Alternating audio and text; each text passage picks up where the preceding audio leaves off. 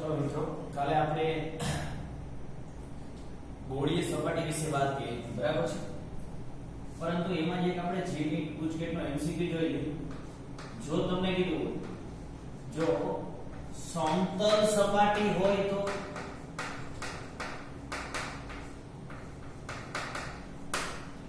ગોળીય સપાટી હોય તો તમને સૂત્ર આવડે છે -η1 + η2 ના છેદમાં v બરાબર η2 - η1 ના છેદમાં r પરંતુ સમતલ સપાટી હોય તો પણ સૂત્ર તો આ જ રહેશે -η1 ના છેદમાં u + η2 ના છેદમાં v બરાબર η2 - η1 ના છેદમાં r પરંતુ સમતલ સપાટી હોય તો તમને ખબર r બરાબર ઇન્ફાઇનાઇટ સમતલ સપાટીનો બીજો અર્થ એમ પણ પૂછે અથવા તો એમ પણ કે સમતલ કાચની પ્લેટ આવો શબ્દ પણ વાપરે સમજાય છે આપણે વાત કરતા ગોળીય સપાટી આ રીતે પરંતુ આની જગ્યાએ સીધું ચોસલું જ હોય આ રીતે બરાબર છે આ રીતે સીધું ચોસલું જ આપેલું તો સમતલ કાચની પ્લેટ હોય તો આ ઇન્ફાઇનાઇટ હોય આપણે તો ઇન્ફાઇનાઇટ જ હોય તો આમાં મૂકી દો કિંમત તો તમને કંઈક મળશે -η1 ના છેદમાં u + η2 ના છેદમાં v r અનંત મૂકી દો r ચાલો અનંત કોઈ પણ ના છેદમાં અનંત એટલે 0 આ પદ થઈ ગયા છે શૂન્ય શૂન્ય થશે તો તમને આવું મળશે -η1 ના છેદમાં u બરાબર આ 0 થઈ ગયું આ પ્લસ છે ના બાજુ લઈ ગયો માઈનસ થઈ જશે -η2 ના છેદમાં ગમે તેને ગમે તે બાજુ લઈ ગયો માઈનસ માઈનસ પ્લસ થઈ ગયા ચાલો આ η1 ને અહીં નીચે લઈ ગયો v ને ઉપર લઈ ગયો તો અહીંયા થઈ ગયું v ના છેદમાં u બરાબર v ના છેદમાં u બરાબર η2 ના છેદમાં η1 અને તમને ઈ પણ ખબર છે v ના છેદમાં u એટલે h ના છેદમાં h પ્રતિબિંબની ઊંચાઈ છેદમાં વસ્તુની ઊંચાઈ જેને મોટવણી કહે છે એટલે મોટવણીનું આ એક ખાસ સૂત્ર યાદ રાખજો વક્રી ભવનાંકના સ્વરૂપમાં ક્યારે સમતલ કાચની પ્લેટ હોય તો એના માટે મોટવણીનું સૂત્ર થઈ જાય η2 ના છેદમાં η1 η2 એટલે જે કાચની પ્લેટ છે એનો વક્રી ભવનાંક η1 એટલે બહારના માધ્યમનો વક્રી ભવનાંક બરાબર છે આ ક્લિયર થઈ ગયું તો આ એક ખાસ એમસીક્યુ આપણે યાદ રાખવાનું છે બરાબર હવે આપણે વાત કરી છે લેન્સ જો તમારી ટેક્સ્ટ બુકમાં એનસીઈઆરટી ટેક્સ્ટ બુકમાં લેન્સ કોને કહેવાય લેન્સના પ્રકાર કેટલા ઈ કઈ આપેલું નથી ડાયરેક્ટ એની થિયરી આપી દીધી છે એટલે પહેલા હું શરૂઆતમાં લેન્સ કોને કહેવાય એના પ્રકાર શું છે એના વિશે શરૂઆતની થોડી ટર્મિનોલોજી આપણે લઈ લઈએ બરાબર ચાલો લેન્સ એટલે આ બધું તમારે ટૂંકમાં યાદ રાખવાનું લેન્સ કોને કહેવાય લેન્સ એટલે બે વક્રીભવનકારક સપાટી ઘેરાય અને પ્રતિબિંબ રચી શકે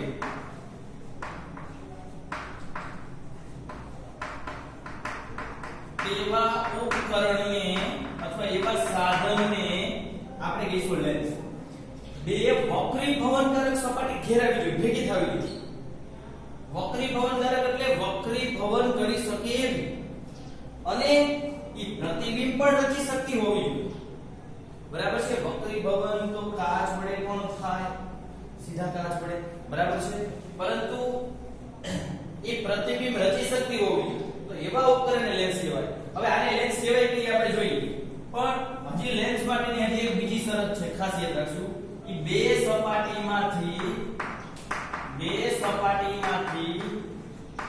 એક સપાટી વક્ર હોવી જોઈએ બેમાંથી એક સપાટી તો વક્ર હોવી જોઈએ બે હોય તો હાલે એકઈ ન હોય તો ન હાલે તો લેન્સ નો કહેવાય લેન્સ માટેની ખાસ શરત છે યાદ રાખજો શરત શું શરત છે બે સપાટી ઘેરાય તો બેમાંથી એક વક્ર એટલે ગોળ વાંકી હોય બરાબર છે તો એને લેન્સ કહેવાય એક નો હોય તો હાલે બે હોય તો પણ લેન્સ કહેવાય આ ક્લિયર થઈ ગયું આ સમજાઈ ગયું તો હવે આપણે જોઈએ બે વક્રીભવનકારક સપાટી ઘેરાય અને પ્રતિબિંબ રચી શકે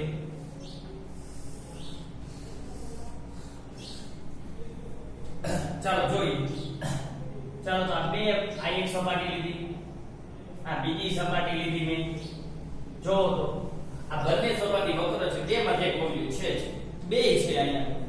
હવે આના વડે જો પ્રતિબિંબ રચાય તો આ ઉપકરણને આપણે લેન્સ કહીશું. બરાબર છે? આ લેન્સ છે, આના વડે પ્રતિબિંબ રચાય છે. આપણે આગળ ભણીશું. બરાબર? એવી જ રીતે આ પણ લેન્સ કહેવાય. કેમ? બે માંથી એક સપાટી વક્ર છે. પછી આની જગ્યાએ તમે આમ દોરો તો પણ ચાલે. આ બે એક જ આકૃતિ થઈ. આ બાજુ રહી ગઈ અને ફેરવી નાખ્યા. સમજાણું? એવી જ રીતે આવી પણ આકૃતિ થાય. એવી જ રીતે આવી પણ આકૃતિ થાય. આ આકૃતિને તમે આમ પણ દોરી શકો. બે માંથી એક સપાટી વક્ર છે, ચેક કરો. એક હોવી જોઈએ. અને એ સિવાય આવી પણ આકૃતિ શક્ય છે. અને હું આમ પણ દોરી શકું. ક્લિયર? સમજાઈ ગયું? તો આ લેન્સ છે, આ દરેકે દરેક લેન્સ છે અને લેન્સના પ્રકાર છે. હવે આને ઉલટું દોરો તો ઈ ની જ આવશે, આને ઉલટું દોરો તો ઈ ની જ આવશે. એટલે મેં નથી દોર્યા. બરાબર? આ લેન્સ, આ પાંચ પ્રકારના લેન્સ છે. બરાબર? 1 2 3 4 અને 5. હવે આ દરેક લેન્સને શું કહેવાય? બરાબર સમજો. જો આની બહારની સપાટી ખુલાયેલી છે. બહારની સપાટી, એટલે બહારની સપાટી છે એટલે આને આપણે કહીશું બહિર્ગોળ લેન્સ, અથવા એનું બીજું નામ બંને સપાટી બહારથી જ ગોળ છે એટલે એને દ્વિબહિર્ગોળ લેન્સ પણ કહેવામાં આવે છે. યાદ રાખજો. Complete lens. ક્લિયર? કમ્પ્લીટ બંને સપાટી બહારથી ગોળ, ખાલી બહિર્ગોળ કયો તો પણ ચાલે. દ્વિબહિર્ગોળ લેન્સ પણ બોલી શકાય. આની એક સપાટી સમતલ, બીજી બહારથી ગોળ છે એટલે સમતલ બહિર્ગોળ લેન્સ. સમતલ બહિર્ગોળ લેન્સ. બરાબર છે?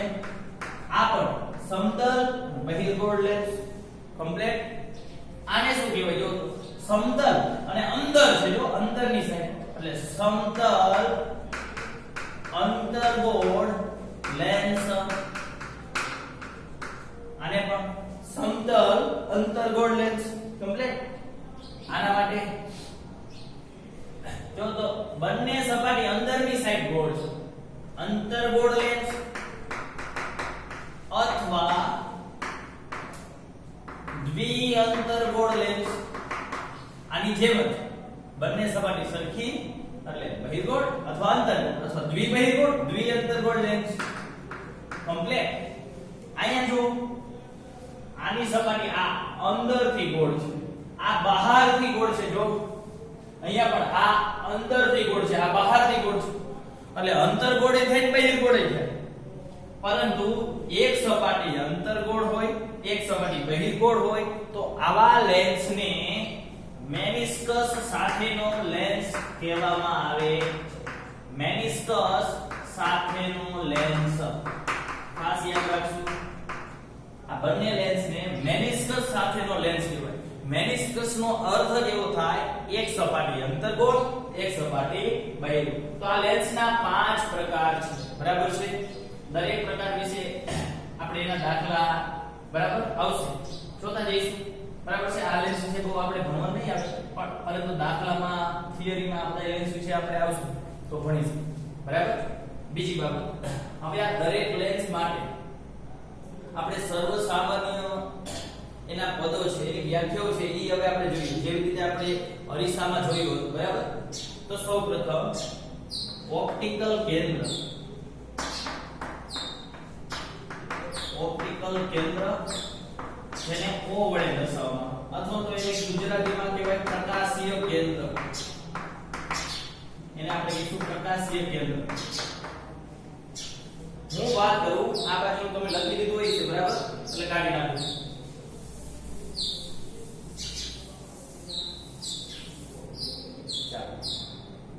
હું અરીસાની વાત કરું. હવે હું અરીસા ઉપર આવું છું. બરાબર? ધ્યાન આપજો. અરીસો છે અંતર્ગોળ, આ ધ્રુવી, આ એક C હોય, એની એક Z વચ્ચે F હોય, બંનેની વચ્ચે. બરાબર છે? ઓપ્ટિકલ કેન્દ્ર કોને કહેવાય? આમાં આપણે ધ્રુવ P જેને કહેતા હતા એ જ વસ્તુને અહીંયા ઓપ્ટિકલ કેન્દ્ર તરીકે ઓળખવામાં આવે અથવા તો ઓપ્ટિકલ સેન્ટર. આને શું કહેતા હતા આપણે કે અરીસાની સપાટીનું મધ્યબિંદુ. અરીસો હોય અને એનું મધ્યબિંદુ હોય તો આપણે એને ધ્રુવ તરીકે ઓળખતા હતા. પરંતુ આ લેન્સ છે.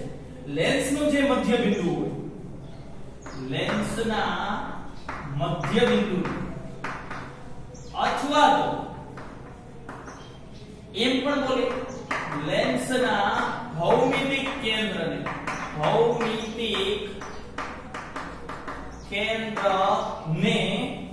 ઓપ્ટિકલ કેન્દ્ર કહે છે. એટલે આ લેન્સ જ છે દરેકે દરેક. આ દરેકનું મધ્યબિંદુ અથવા તો ભૌમિતિક કેન્દ્ર આ થાય, આના માટે આ થાય, આના માટે આ થાય, અહીંયા આ થશે, અહીંયા આ થશે. ક્લિયર છે? અહીંયા અરીસાની સપાટીનું મધ્યબિંદુ આ હતું. એમ લેન્સનું જે મધ્યબિંદુ અથવા એનું ભૌમિતિક કેન્દ્ર આ દરેકને ઓપ્ટિકલ કેન્દ્ર O વડે દર્શાવશું. O સમજાઈ ગયું મિત્રો? ચાલો આ ક્લિયર થઈ ગયું. બરાબર? એટલે કે જેમાં અરીસા માટે જે ધ્રુવ P ની ભૂમિકા હતી એવી જ ભૂમિકા અહીંયા ઓપ્ટિકલ કેન્દ્ર O ની છે. સમજે? ચાલો ત્યાર પછી આમાં પણ મુખ્ય અક્ષ હતી તો આમાં પણ મુખ્ય અક્ષ એટલે કે આમાંથી તમે એમ બોલતા P માંથી પસાર થતી હોય એવી P અને C માંથી. તો અહીંયા પણ મુખ્ય અક્ષ આવશે, પરંતુ આપણે એની વ્યાખ્યા નહીં કરીએ. બરાબર છે? હમણાં આવશે તો હું કહી દઉં તમને. બરાબર? આમાં મુખ્ય કેન્દ્ર હતું તો અહીંયા પણ મુખ્ય કેન્દ્ર. ચાલો મુખ્ય કેન્દ્રને આપણે F વડે દર્શાવતા હતા. બરાબર? ચેક કરો. ચાલો હું પહેલા વાત કરું છું દ્વિબહિર્ગોળ અથવા તો ખાલી બહિર્ગોળ લેન્સ, પછી અંતર્ગોળ લેન્સની વાત કરી. આપણે મોટે ભાગે આ બે જ લેન્સ ભણવાના આવશે. બરાબર? થિયરીમાં દાખલામાં તો આ બધા આવશે લેન્સ, ત્યારે આપણે ભણીશું. આ લેન્સની વાત કરી. જો હું બહિર્ગોળ લેન્સ લઉં, આ બહિર્ગોળ લેન્સ છે. બરાબર? તો આ એની આ જે એનું ભૌમિતિક કેન્દ્ર છે એમાંથી પસાર થતી અને આ લેન્સને જે લંબ અક્ષ છે એને આપણે મુખ્ય અક્ષ તરીકે ઓળખીએ છીએ. બરાબર? ઓકે. આ મુખ્ય અક્ષને સમાંતર કિરણો, આ મુખ્ય અક્ષને સમાંતર કિરણો આપાત થયા. હવે આ લેન્સ છે, લેન્સ શું કામ કરે? વક્રીભવન કરવાનું કામ કરે લેન્સ. તો લેન્સ વડે વક્રીભવન થાય, પરાવર્તન ન થાય. પરાવર્તન અરીસા વડે છે. એટલે મુખ્ય અક્ષને સમાંતર કિરણો આપાત થાય, વક્રીભવન પામે અને જે બિંદુએ ભેગા થાય એ બિંદુને લેન્સનું મુખ્ય કેન્દ્ર કહે છે. એ બિંદુને આપણે શું કહીશું? લેન્સનું મુખ્ય કેન્દ્ર. આ તો મેં બહિર્ગોળ લેન્સ લીધો એટલે ભેગા થયા. સાહેબ આમ કેમ વાંકા વળ્યા? એકદમ સરળ સમજો. હું આ લેન્સને થોડો ઝૂમ કરું. બરાબર? એટલે તમને ખ્યાલ આવશે. ચાલો સમાંતર કિરણો આપાત થયા. હું એક કિરણ માટે સમજાવીશ એટલે તમને ખબર પડી જાય. આ સપાટીને અત્યારે ભૂલી જવા, સપાટી છે જ નહીં. એટલે માધ્યમ તો આવી ગયું. એક માધ્યમમાંથી બીજા માધ્યમ. આ પાતળું છે, આ ઘટ છે, લેન્સનું માધ્યમ ઘટ જ હશે. એવું ફરજિયાત નથી કે લેન્સ કાચનો જ બનેલો હોય. બરાબર? ઘણા બધા માધ્યમનો બનેલો, તેલ છે, બરાબર છે, હવાના માધ્યમનો છે, ઘણા બધા. બરાબર? કાચ મોટે ભાગે કાચનો લેન્સ હોય. ચાલો આ સપાટી ઉપર આ કિરણ આપાતી આ બિંદુએ લંબ દોરો. મેં તમને કીધું વક્ર કોઈ પણ સપાટી હોય તો એ બિંદુએ લંબ કઈ રીતે હોય? લંબ તો કે લંબ રહ્યું ને ઈ જે સપાટી એનો ગોળો હોય, એ ગોળાનું જે કેન્દ્ર હોય એ કેન્દ્રમાંથી પસાર થતો જોયો. એવું ફરજિયાત નથી કે આ બંને એક જ ગોળામાંથી કાપેલા હોય. હવે આ લેન્સ કેવી રીતે બનેલો છે એની થોડી માહિતી પહેલા તમને આપી દઉં. આવી રીતે એક ગોળો છે. ચાલો આટલો ભાગ કટ કરી નાખ્યો. આ ભાગ લઈ લીધો, આ બાજુ આવી ગયો. તો આ જે ભાગ છે એનું કેન્દ્ર આ બાજુ હશે. સમજાણો? એવી જ રીતે આ બીજો ગોળો લીધો, અહીંયાથી કટ કરી નાખ્યો. આ બાજુનો કટકો જો આ રીતે.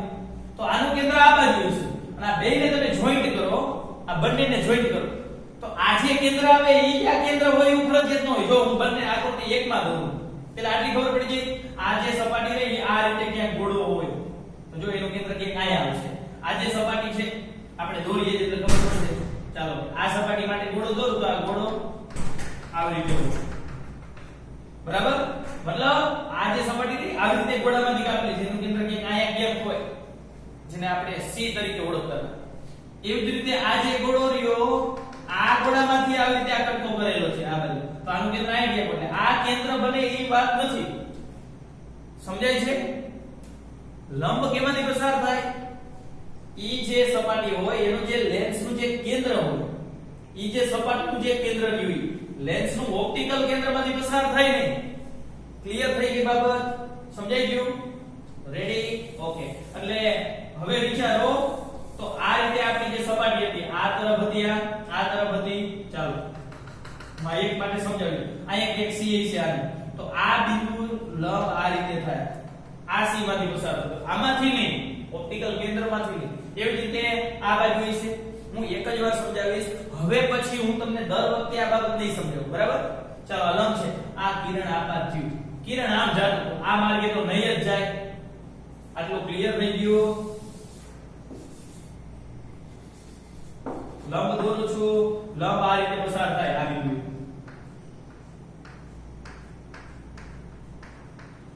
બરાબર? તો આ આપાત કિરણ અને લંબ, આ લંબ જોઈ લો કઈ ખૂણે આપાત કિરણ જાતું તું આ રસ્તે, ઈ રસ્તે નહીં જાય, આ નક્કી વાત છે. તો પાતળામાંથી ઘટમાં લંબ તરફ એટલે કિરણ આમ વાંકું વળશે, આમ નહીં જાય, એટલે આ સેજ વાંકું વળ્યું. ફરીવાર અહીંયાથી પણ વાંકું વળશે, અહીંયાથી વાંકું વળશે, ઘટમાંથી પાતળામાં. હવે આ સપાટીને તમે લંબ દોરો તો આનું કેન્દ્ર ક્યાંક આ બાજુ છે, એટલે લંબ આમ થતું હોય છે. સમજાઈ ગયું? અહીંયા ક્યાંક છે લંબ આમ થતું. તો ઘટમાંથી પાતળામાં જાય તો લંબથી દૂર એટલે લંબ આમ છે, એટલે આમ નો જાય, નીચે તરફ વાંકું વળશે, એટલે કે નીચે તરફ વાંકું વળશે. આ રીતે અર્થ સમજાણું? ઓકે, હજી જવા દો. આ બધું તમને મેં તમને મેથેમેટિકલી આપણા વક્રીભાવના નિયમ મુજબ સમજાવ્યું. એના કરતા હજી એકદમ સરળ રીત કઈ રીતે યાદ રાખવાનું? ચાલો લેન્સ છે, બરાબર? આ મુખ્ય અક્ષ છે લેન્સની, એ તમને ખબર પડી કે ઓપ્ટિકલ કેન્દ્રમાંથી પસાર થતી હોય અને લેન્સને લંબ હોય એવી કાલ્પનિક અક્ષ, એને આપણે મુખ્ય અક્ષ તરીકે ઓળખશું. એની કોઈ સચોટ વ્યાખ્યા નથી. કિરણ તમે આપાત થયું, અહીંયા આપણે વક્રી મતલબ કિરણ જે વળાંક લે છે પોતાની દિશા બદલે એક જ વાર દર્શાવશું. અહીંયા અને અહીંયા બે વાર નહીં દર્શાવવી, જરૂર પડશે ત્યારે દર્શાવશું. અત્યારે આપણે એક વાર જો અહીંયા કિરણ લીધું, મેં એક જ વાર કિરણને વક્રીભવન કરેલું દર્શાવ્યું, બરાબર છે? દરેક વખતે નહીં દર્શાવ, ખરેખર તો અહીંયા વાંકું વળે, અહીંયા વાંકું વળે જ, પરંતુ દર્શાવશું એક વાર. સમજાઈ ગયું? ઓકે, ચાલો તો યાદ આવી રીતે રાખો. આ લેન્સનો જે આ ઉપરનો ભાગ રહ્યો, આ એક ત્રિકોણ બન્યું અને આવી રીતે ત્રિકોણ બન્યો ને, તો આ ત્રિકોણનો પાયો ક્યાં છે? નીચે તરફ ને, આ કિરણ નીચે તરફ જ વાંકું વળે. વાત પૂરી થઈ. 100% આમ જ હોય. એ બધું આવી ગયું. લંબ તરફ વાંકું વળે, લંબથી દૂર જાય, એ બધું આમાં આવી ગયું. આટલું યાદ રાખો. લેન્સ માટે અહીંયા વિચારો, આ જે ત્રિકોણ રહ્યો એનો પાયો ઉપર તરફ છે, આ કિરણ ઉપર તરફ જ વાંકું વળે. જો એ બધું આવી જાય, બધા નિયમો મેં તમને સમજાવ્યું, એમાં આ બે નિયમો આવી ગયા, બધા નિયમો. આટલું યાદ રાખવાનું. પાયા તરફ વાંકું વળે. હમણાં આના માટે આપણે વાત કરી, બરાબર છે? પેલા આટલી ખબર પડી ગઈ. તો આ મેં વાત કરી હતી બહિર્ગોળ લેન્સ માટે મુખ્ય કેન્દ્ર. તો મુખ્ય અક્ષને સમાંતર કિરણો આપાત થાય, વક્રીભવન પામશે ને, ખરેખર પામે. કેમ પામશે? પાયા તરફ વાંક આવે એટલે ભેગા થયા. કેમાં ભેગા થયા? બહિર્ગોળ લેન્સમાં. અરીસામાં કેમાં ભેગા થતા હતા? અંતર્ગોળ અરીસામાં. બહિર્ગોળ અરીસામાં ભેગા નહોતા થતા, એમાં અપકેન્દ્રિત થતા હતા. આપને એવું લાગતું હતું કે છૂટા પડે છે અથવા તો ભેગા થતા હોય એવો ભાસ થતો હતો આપણે બહિર્ગોળ અરીસામાં. જેવું અંતર્ગોળ અરીસામાં થતું તો સમાંતર કિરણો આપાત થાય, પરાવર્તન પામતા હતા અને ભેગા થતા હતા. આ રીતે એવું ને એવું આમાં બહિર્ગોળ લેન્સ માટે થાય છે. અંતર્ગોળ લેન્સ માટે શું થાય ચેક કરો. આ મુખ્ય અક્ષ થઈ જાય એની. ચાલો સમાંતર કિરણો આપાત કરો. મેં તમને કીધું કઈ રીતે યાદ રાખવું. આવી આ ત્રિકોણ બને જોવો તો આ ત્રિકોણનો પાયો ઉપર બનશે. અર્થ સમજાણો? આ ભાગ સાંકડો એટલે આ મોઢિયું કહેવાય. તો આ પાયો, પાયા તરફ વાંકો એટલે કિરણ આમ જાય. આ કિરણ પાયા તરફ વાંકો એટલે આમ જાય. હવે વક્રીભવન પામેલા કિરણો છે ભેગા થાય. અહીંયા વક્રીભવન પામેલા કિરણો કે ભેગા જ નહીં થાય. એટલે આપણે શું કરવું પડશે? આવા કિરણોને પાછળ તરફ લંબાવવા પડે. આ કિરણને પાછળ તરફ લંબાવવા પડે. તો એ જ્યાં ભેગા થતા હોય એવો ભાસ એને આપણે મુખ્ય કેન્દ્ર કહીએ. એવું બહિર્ગોળ અરીસામાં થતું હતું, અહીંયા અંતર્ગોળ લેન્સમાં થાય. અંતર્ગોળ અરીસામાં જેવું થાય એવું અહીંયા બહિર્ગોળ લેન્સમાં થાય. આકૃતિ જો ખરેખર ભેગા થાય, ખરેખર છૂટા પડતા હોય એવું લાગે આપણને. એવું આપણે આમાં બહિર્ગોળ અરીસામાં થતું હતું. સમાંતર કિરણો આપાત કરી આ દિશામાં જાય, સમાંતર કિરણો આપાત કરી આ દિશામાં જાય. આ કિરણો પાછળ તરફ લંબાવી આપણે થાય અહીંયાથી છૂટા પડાય છે અથવા તો અહીંયા ભેગા થતા હોય એવો ભાસ થાય. ક્લિયર છે? સમજાઈ ગયું? હજી એક બાબતની આપણે સ્પષ્ટતા કરી દઈએ. એટલે હું આ મુખ્ય કેન્દ્ર લીધું કે આ બાજુથી કિરણો આપાત કર્યા. કદાચ હું કિરણો આ બાજુથી, આમાં બે બાજુથી થાય, આમાં બે બાજુથી ન થાય કારણ કે આ બાજુથી તો પરાવર્તન જ ન પામી શકે. ક્લિયર? એટલે હું આ બાજુથી કિરણોને આપાત કરી શકું તો કિરણો કઈ બાજુ કેન્દ્રિત થાય ચેક કરો. ચાલો હું આ બાજુથી કિરણોને કેન્દ્રિત કરું છું. બરાબર? ચાલો સમાંતર કિરણો આપાત કર્યા, સમાંતર કિરણો મુખ્ય અક્ષને સમાંતર પાયા તરફ વાંકા આનો પાયો નીચે તરફ વાંકા હજી આગળ જાતું જશે. આ કિરણ પણ નીચે તરફ વાંકું પડશે, આ નીચે તરફ વાંકું પડ્યું એનો પાયો આ રહ્યો. જ્યાં ભેગા થાય ત્યાં મુખ્ય કેન્દ્ર F. જો તો એટલે આ બાજુ મુખ્ય કેન્દ્ર મળે, આ બાજુ મળે, બે બાજુ મળે લેન્સની. અરીસામાં એક જ મુખ્ય કેન્દ્ર હતું. કોઈ પણ અરીસો હોય એવું ને આમાંય થાય. આ કિરણને મેં આ બાજુ આપાત કર્યા તો આ રીતે જાય. ચેક કરો. ચાલો સમાંતર કિરણો આપાત કર્યા, સમાંતર કિરણો આપાત થયા. પાયો તરફ, આનો પાયો નીચે તરફ નીચે જાય છે, આનો પાયો ઉપર તરફ ઉપર જશે. આ કિરણો કે ભેગા જ નહીં થાય, આપણે પાછળ તરફ લંબાવવા પડશે ભેગા કરવા માટે થઈ. જો લેન્સની આ બાજુ મળે છે, આ બાજુ મળે. મુખ્ય કેન્દ્રની વ્યાખ્યા આવી છે અરીસા માટે કે લેન્સ માટે. મુખ્ય અક્ષને સમાંતર કિરણો આપાત થાય.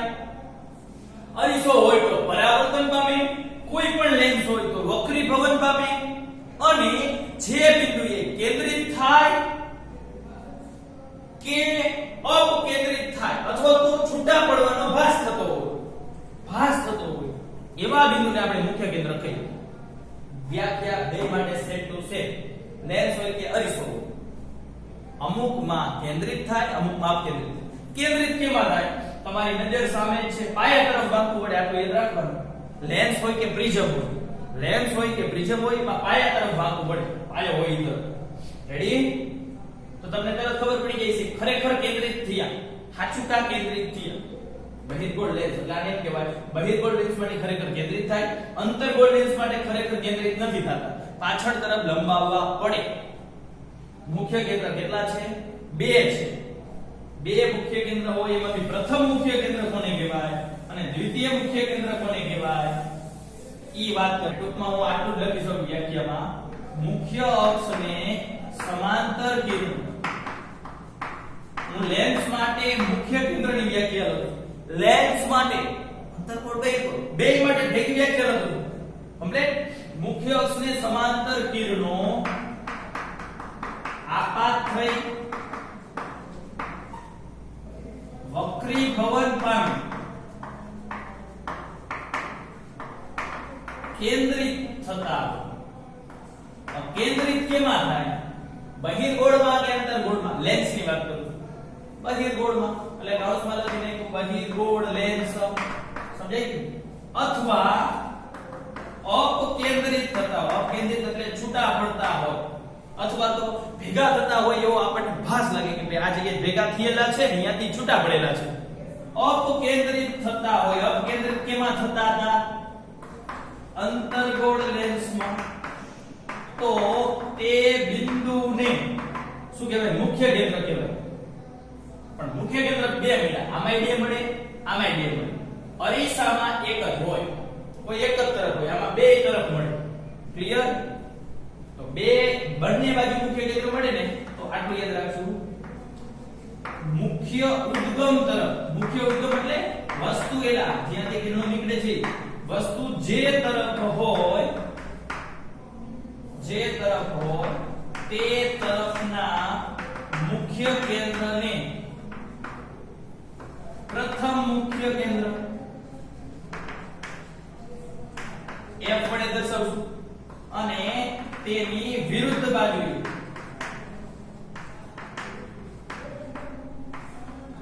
દ્વિતીય મુખ્ય કેન્દ્ર જેને આપણે f ડેશ વડે દર્શાવીએ છીએ. આ સમજાઈ ગઈ બાબત? ચેક કરો. વસ્તુને હું આ તરફ મૂકું તો કિરણો ભલે આ બાજુ ભેગા થતા હોય, પરંતુ વસ્તુ જે તરફ હોય એ બાજુનું જે મુખ્ય કેન્દ્ર હોય પ્રથમ. હવે હું આ બધા અરીસાના પ્રકાર કાઢી નાખું એટલે તમને સમજાવવા મને સરળ પડે. ચાલો આ બાબતને આપણે સમજીએ. વસ્તુ આ તરફ છે, સમાંતર કિરણો આવે, જે બાજુની વસ્તુ એ તરફ જ સમાંતર કિરણો આવશે. રેડી? આ અહીંયા ભેગા થયા. આ સમજાઈ ગયું કેમ કઈ તરફ વાંકા વડે? પાયા તરફ. ઉપરના માટે પાયો જોઈ લેવાનો, નીચેના માટે પાયો જોઈ લેવાનો. આ મુખ્ય કેન્દ્રની પ્રથમનો કે વસ્તુ આ તરફ હતી એટલે આને પ્રથમ કહીશું. આ બાજુ હશે f. દ્વિતીય હોય એટલે f અથવા f1 f2 કયો તો પણ ચાલે. બરાબર છે? સમજાઈ ગયું? એવી જ રીતે અંતર્ગોળ લેન્સ માટે પણ એવી જ રીતે અંતર્ગોળ લેન્સ છે. આ બાજુથી કિરણ આવે એટલે વસ્તુ આ તરફ થઈ. આને આપણે પ્રથમ, આને આપણે દ્વિતીય. સમજાઈ ગયું? ક્લિયર? આ વાત હતી મુખ્ય કેન્દ્ર. હવે કેન્દ્ર લંબાઈ. આ બધી વ્યાખ્યા હવે મારે તમારે ખાસ સમજવા માટે તૈયાર કરવાની છે. બરાબર છે? આ બધી વ્યાખ્યાઓ તમે સમજેલા હશો તો હવે પછી આપણને ઉપયોગી બનશે. બરાબર? તો હવે હું આ બધા પોઈન્ટ કાઢી નાખું. ચાલો મુખ્ય કેન્દ્ર જોયું, ત્યાર પછી કેન્દ્ર લંબાઈ. કેન્દ્ર લંબાઈ કોને? કેન્દ્ર લંબાઈને આપણે સ્મોલ f વડે દર્શાવીએ. બરાબર? ખાસ જો હવે કેન્દ્ર લંબાઈ f કોને કહેવાય? ઓલામાં આપણે અરીસો હોય. હું અત્યારે માત્ર અંતર્ગોળની વાત કરું. અંતર્ગોળ અરીસા. બરાબર છે? તો અંતર્ગોળ અરીસામાં આને આપણે ધ્રુવ b કહેતા હતા. અહીંયા ક્યાંક f હોય, અહીંયા ક્યાંક c. તો કેન્દ્ર લંબાઈ કેને કહેતા? મુખ્ય કેન્દ્ર. કેન્દ્ર લંબાઈ એટલે મુખ્ય કેન્દ્રથી અરીસા સુધીનું અંતર અથવા ધ્રુવ b સુધીનું અંતર. આમાં પણ એવું છે અરીસો છે તો એનું કેન્દ્ર O કહેવાય. કેન્દ્ર લંબાઈ એટલે મુખ્ય કેન્દ્ર સુધીની લંબાઈ આ લંબાઈ. આ બાજુ થાય ને આ બાજુ થાય, બંને બાજુ થાય એટલે કે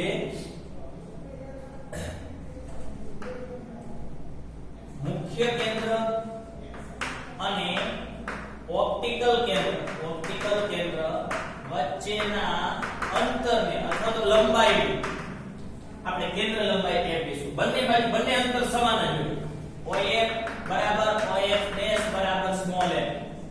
OF અને OF ડેશ બંને સમાન હોય. બંનેને f વડે દર્શાવાય, સ્મોલ f વડે. કેપિટલ F એટલે મુખ્ય કેન્દ્ર, f કે f ડેશ. સ્મોલ f એટલે કેન્દ્ર. તો પ્રશ્ન પાછો ફરીવાર આવે સાહેબ સંજ્ઞા પદ્ધતિમાં આ બાજુ f કહેવાય ને આ બાજુ f કહેવાય. કઈ ગણતરી કરો? લેન્સ હોય કે અરીસો હોય, દાખલામાં સંજ્ઞા પદ્ધતિ તમારે ફરજિયાત આવશે. ફરજિયાત. આમાં એવું થાય અરીસામાં તો કઈ ઉપાધિ નથી, એક જ તરફ આવે. અંતર્ગોળ હોય તો આ તરફ આવે. બહિર્ગોળ અરીસો હોય તો c આ તરફ, f પણ આ તરફ. આવી રીતે રાઉન્ડ એટલે c આ બાજુ, f પણ આ બાજુ. કમ્પ્લીટ? તો એક જ આવે તો કઈ પ્રશ્ન નથી. પરંતુ યાદ આવી રીતે રાખજો. તમે જોવો તો વર્તણૂક કોની સમાન છે. મતલબ જો અંતર્ગોળ અરીસાની વાત કરું ને, અંતર્ગોળ અરીસો આ બહિર્ગોળ અરીસો. બરાબર? હવે જોઈએ અંતર્ગોળ અરીસો આ બહિર્ગોળ અરીસો. આ બધું સમજવાનું જ છે. આ બધું આવડશે ને પછી પ્રશ્નો આવડશે. બરાબર છે? પછી તમને એના એમસીક્યુ, એની થિયરી, દાખલા ફટાફટ સમજાય. એટલે આમાં કે પાકું નથી કરવાનું. હજી કહું છું પાકું ન કરતા. આને ખાસ મગજમાં સમજી અને ઉતારવાનું છે તો જ તમને આગળની વસ્તુ આવડશે. અરીસામાં શું હતું અને લેન્સમાં શું થાય થોડુંક ચેન્જ થઈ જાય. અંતર્ગોળ અરીસો અને અંતર્ગોળ લેન્સ બેમાં હરખું નથી થતું.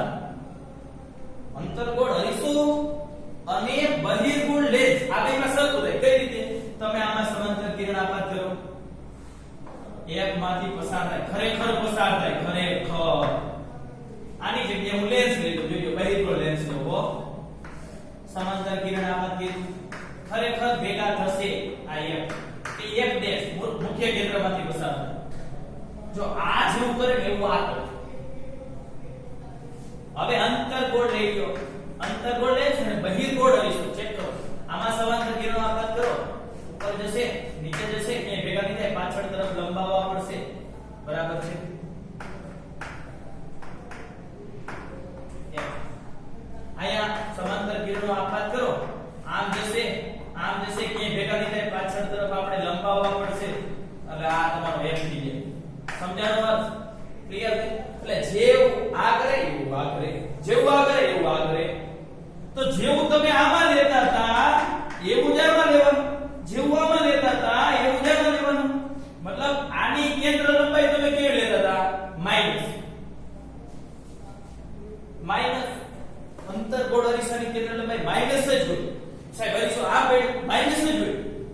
વસ્તુ તરફ જ હોય કેન્દ્ર લંબાઈ આવે અને આની કેન્દ્ર લંબાઈ હંમેશા વસ્તુની વિરુદ્ધ સાઈડે જ હોય. જો વસ્તુને તમે અહીંયા આ બાજુ મૂકી એકવાર આપો, વસ્તુની વિરુદ્ધ સાઈડ ધર, વસ્તુ તરફ જ હોય. આમાં આ બાજુ એકદમ વસ્તુ નહીં મૂકો, આ દિશા માટે તમે વસ્તુ આ બાજુ કોઈ દી નહીં મૂકો. એટલે આની કેન્દ્ર લંબાઈ હંમેશા ઋણ હોય તો આની કેન્દ્ર લંબાઈ પણ હંમેશા ઋણ જ ગણવાની. આની કેન્દ્ર લંબાઈ તમે હંમેશા પ્લસ ગણો છો તો આની કેન્દ્ર લંબાઈ પણ હંમેશા પ્લસ ગણવાની. સમજાઈ ગયું? સાહેબ આ બધું યાદ રાખો. અરીસો આપણે ને અરીસો ઉલટું અંતર્ગોળ અરીસો શું થાય? અંતર્ગોળ અરીસો પરફેક્ટ આવડે એટલે અંતર વડે બહિર્ગોળ લેન્સ એમાં હરખું લઈ લેવાનું. આમાં બહિર્ગોળ અરીસો તો અંતર્ગોળ લેન્સમાં કમ્પ્લીટ ક્લિયર થઈ ગઈ બાબત? સમજાઈ ગયું? તો આ પ્લસ માઈનસ નો પ્રશ્ન સોલ્વ થઈ ગયો. બરાબર? ઓકે. આ કેન્દ્ર લંબાઈની વાત કરી દીધી. ઓપ્ટિકલ કેન્દ્ર, મુખ્ય કેન્દ્ર, કેન્દ્ર લંબાઈ. બરાબર છે? બીજી બાબત, વક્રતા કેન્દ્ર બંનેના અલગ અલગ હોઈ શકે. મતલબ હું આવી રીતે આ લેન્સ લીધો છે મેં, તો આ થોડામાંથી આટલો ભાગ કાપ્યો છે એટલે આ ભાગ આવી ગયો. સમજાણું? આ જે થોડો છે એમાંથી આટલો ભાગ કટિંગ કરી નાખ્યો અને એને અહીં જોઈન્ટ કરી દીધો. એટલે આવી રીતે લેન્સ બન્યું. તમે સમજ્યા? હવે એવું ફરજિયાત નથી. જો તો આ ગોળો મોટો છે, આ એની વક્રતા ત્રિજ્યા છે. આ આના માટે વક્રતા ત્રિજ્યા હું અલગથી દર્શાવું એટલે તમને ખબર પડે. આના માટે વક્રતા ત્રિજ્યા અહીંયાથી આપી દો. આ ગોળો નાનો છે, આની વક્રતા ત્રિજ્યા નાની. આના માટે તમે જો અહીંયાથી અહીંયા સુધી છે. અહીંયાથી અહીંયા આ સપાટી છે. જો રેડી? તો બંને માટે વક્રતા ત્રિજ્યા સમાન પણ હોય, અલગ અલગ પણ હોય. ફરજિયાત નથી, અલગ જ હોય. સમાન પણ હોઈ શકે, બંને ગોળા સમાન પણ હોય. રેડી? એટલે બંને માટે R1 હું આની વાત કરું તો આના માટે આ ભાગ થાય વક્રતા ત્રિજ્યા. આ બાજુ આવે. જો તો આ જે સપાટી હોય એટલે બે સપાટી, લેન્સ ને બે સપાટી એટલે બે વક્રતા ત્રિજ્યા. આ જે પેલી સપાટી છે એની વક્રતા ત્રિજ્યા આ તરફ જ હોય. દેખાય છે? આ R1 થી આ પેલી સપાટી કીધું એટલે આને પેલી કીધી. આને આપણે બીજી સપાટી કહીએ એટલે આના માટે વક્રતા ત્રિજ્યા આ તરફ થઈ R2. કારણ કે દાખલાની ગણતરી વખતે R1 અને R2 માં સંજ્ઞા પદ્ધતિ મૂકવાની થાય. આ સમજાઈ ગયું? હજી કહું છું, આ સપાટી માટે આ તરફ થાય. જો તો ચેક કરો. હું આ સપાટીની વાત કરું તો આ બીજી સપાટી થઈ, તો બીજી સપાટી માટે R2 આ તરફ થયા. એટલે તમને પ્લસ માઈનસ લેવામાં સરળતા રહે. દાખલો આવશે, હજી આગળ થિયરી આવશે ત્યારે હજી વધારે સ્પષ્ટીકરણ કરીશ. કમ્પ્લીટ? સમજાઈ ગયું? ચાલો હવે હું આટલું કાઢી નાખું. હવે હું તમને સમજાવીશ. દાખલા તરીકે આ લેન્સ છે, બહિર્ગોળ લેન્સની જ વાત કરીશું. આપણે અરીસો હતો તો દરેક થિયરી માટે શું કરતા હતા? અંતર્ગોળ અરીસાથી વાત કરતા હતા. લેન્સ માટે બધી વાત બહિર્ગોળ અરીસાથી કરશું. સરળ પડે એટલા માટે. સાહેબ અંતર્ગોળ લેન્સ માટે સાચું જ હોય. ઓલામાં કે અંતર્ગોળ અરીસા માટે દરેક સૂત્ર તારવણી કરી હતી તો બહિર્ગોળ માટે સાચા જ હતા. એમ અહીંયા બહિર્ગોળ લેન્સ માટે તારવણી કરશું એ અંતર્ગોળ અરીસા અંતર્ગોળ લેન્સ માટે સાચા જ છે. કમ્પ્લીટ? આ વાત છે. ચાલો અહીંયા વસ્તુ મેં મૂકી. વસ્તુ સાહેબ કેટલા અંતરે મૂકી, કેવી રીતે પ્રતિબિંબ મળે એ આપણે આગળના લેક્ચરમાં જોઈશું. અત્યારે હું માત્ર R1 R2 કેવા લેવા એની વાત કરી. જો આ સપાટી છે, વસ્તુ આ તરફ છે ને, એટલે આ લેન્સ ને તમારે આ લેન્સ નું જે કેન્દ્ર છે અવગમ બિંદુ ગણી લેવાનું. અવગમ બિંદુ છે. વસ્તુ હોય એ બાજુ માઈનસ, આટલું જ યાદ રાખવાનું. વસ્તુ એ બાજુ માઈનસ, એટલે આ બાજુ ના અહીંયાથી આ બાજુ ના આવે માઈનસ, આવે અહીંથી આ બાજુ ના આવે પ્લસ આવે. તો મને કયો આને આ જે પેલી સપાટી રહી તો આના માટે R1 કઈ તરફ આવે તમને ખબર છે? આ તરફ. તો પ્લસ લેવાના માઈનસ. R1 આ તરફ આવે ને R1 આવે પ્લસ. R1 સંજ્ઞા પદ્ધતિમાં પ્લસ લેવાના. ક્લિયર થઈ ગયું? વસ્તુની વિરુદ્ધ સાઈડ આ જે છે આ ભાગ, આના માટે R2 આનું કેન્દ્ર આવી રીતે હોય ગોળો આયા ક્યાં હોય. સમજાઈ ગયું? હા. તો આ તરફ આવશે તો R2 કેવા લેવાનું થાય? માઈનસ વસ્તુ બાજુ થયા. સમજાઈ ગયું? એટલે આવી રીતે આપણે સંજ્ઞા પદ્ધતિનો ઉપયોગ કરવાનો થશે. ક્લિયર થઈ ગયું? તો આ બધી બેઝિક વ્યાખ્યાઓ આ બધી તમારે પરફેક્ટ બાકી નથી સમજવાની છે. બરાબર? જેવો અંતર્ગોળ અરીસો છે એવો અહીંયા બહિર્ગોળ લેન્સ છે. જેવો બહિર્ગોળ અરીસો છે એવો અહીંયા અંતર્ગોળ લેન્સ છે. યાદ આટલું રખાય. અરીસો તમને પરફેક્ટ આવડે, એમાં અંતર્ગોળથી જ આપણે દરેક થિયરી કે દાખલા ગણતા હોય. દાખલામાં તો જે આવ્યું હોય, પરંતુ થિયરી હોય તો આપણે અંતર્ગોળ અરીસાથી તારવણી કરી છે. તો અંતર્ગોળ અરીસો તમને પરફેક્ટ સમજાઈ ગયો. તો એનું વિરુદ્ધ લેન્સ, તો બહિર્ગોળ લેન્સમાં હરખું જ આવે. અંતર્ગોળ માટે f ઋણ આવે, તો બહિર્ગોળ માટે પણ f ઋણ જ આવે. સમજાઈ ગયું? બહિર્ગોળ અરીસા માટે f ધન આવે, બહિર્ગોળ અરીસા માટે f ધન આવે, તો અંતર્ગોળ લેન્સ માટે પણ f ધન જ લેવાનું. કમ્પ્લીટ. તો અહીંયા સુધી આપણે રાખીએ છીએ, બરાબર. નેક્સ્ટ લેક્ચર થી આપણે કયા કિરણો, આપણે જે અરીસા માટે જોયું હતું કે ભાઈ કેટલા કિરણો લઈ શકાય કે જેથી પ્રતિબિંબ રચી શકે. 4 કિરણો હતા, 4 માંથી કોઈ પણ 2 40 આવી તો પણ ચાલે. એવી જ રીતે અહીંયા પણ બહિર્ગોળ લેન્સ કે અંતર્ગોળ લેન્સ હોય, કોઈ પણ લેન્સ હોય, તો એ લેન્સ માટે પ્રતિબિંબ રચવું તો કેટલા કિરણો આપણે લઈ શકીએ એની ચર્ચા કરીશું. ત્યારબાદ આપણે થિયરીમાં આગળ વધશું, બરાબર. તમને ડાયરેક્ટ થિયરી લેન્સના સૂત્રની તારવણી આપેલી છે, બરાબર. એ તારવણી ડાયરેક્ટ કોણ જાય એના માટે પહેલા આ બધું સમજવું પડે. ત્યારબાદ આપણે એના પ્રતિબિંબો જોઈશું, ત્યાર પછી આપણે તારવણી કરીશું, બરાબર.